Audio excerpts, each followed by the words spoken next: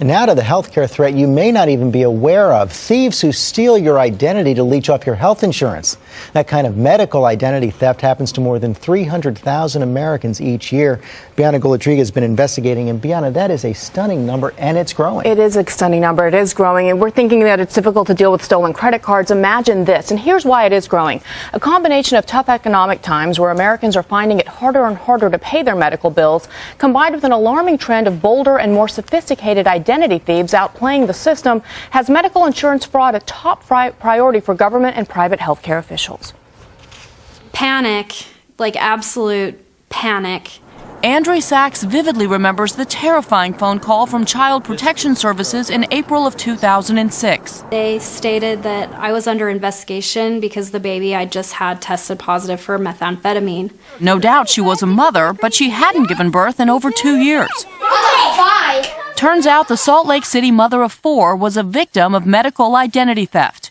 An alleged drug abuser who was pregnant at the time stole Andrea's driver's license, obtained her medical records, and took on her identity, delivering the baby under Andrea's name.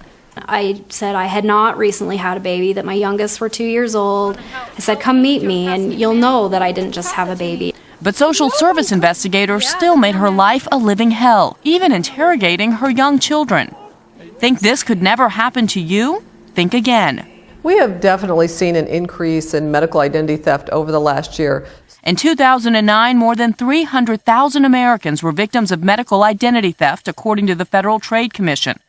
People like Joe Ryan of Denver. He received a $40,000 bill for a surgery he never had. The hospital actually thought that I was going to make this $44,000 payment, and I was proving to them I have no scars from a surgery, and they said, no, we're going to go ahead and pursue this. And I was in disbelief. I said, are you kidding me?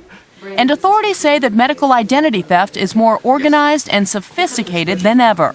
We have certainly heard reports of receptionists specifically being sent in by some of these identity theft rings to do nothing more than steal identities. Joe says the hospital absorbed the loss, but his credit was ruined. Meanwhile, police arrested and charged the woman who stole Andrea's identity. But Andrea says her life has never been the same and worries that it could happen again any time. The hospital didn't want to help me. The police didn't want to help me. You know, you're really on your own with this. So how can you tell if you're a victim? Well, here are some warning signs to look out for. Number 1, if you get a bill for services that you didn't receive, or a debt collector contacts you about a medical debt that you don't owe. And 2, if you file a legitimate claim but your insurer says you're over the limit. Those are some things to pay attention to. So those are the warning signs. What else can people do to protect themselves? Follow all of your bills very carefully, scrutinize everything, and the number 1 tip they give is to keep a hard file of your medical records. Okay, Bianna, that is important stuff. Thanks very much. You can get more tips on how to prevent medical identity theft at our website, abcnews.com.